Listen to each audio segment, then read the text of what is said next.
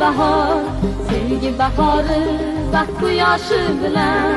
Gullaringga tashakkur jongina ming bor, ko'zlarimga bu olam bo'lmish bir chaman.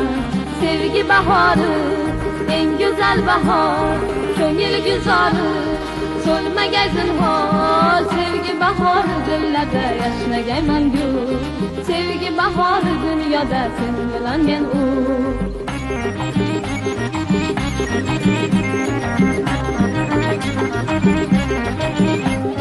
Sevgan dil bilan yo'l bo'lur ravon, ravon yo'l bilan umr charog'on.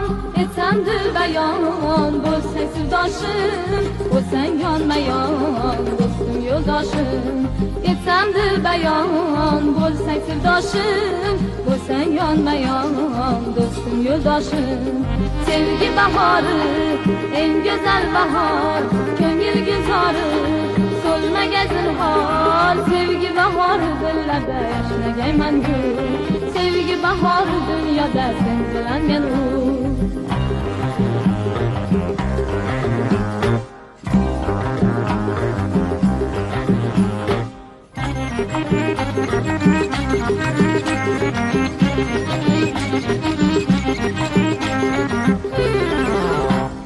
Sevgi bahori ikki dil kuylashda, muhabbat dori shirin jaranglagan. Samo bag'rida yulduzlar mayin so'zlashsa, oshiq ko'zlari kamalak ranglar anglagan.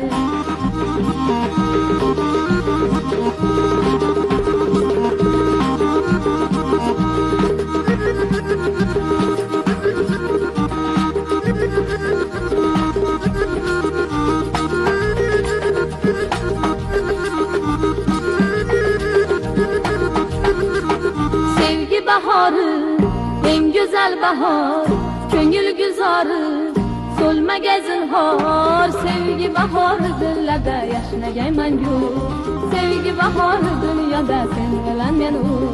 Sevgi bahori dillarda yashnagay mangu, sevgi bahori dunyoda sen bilan men u.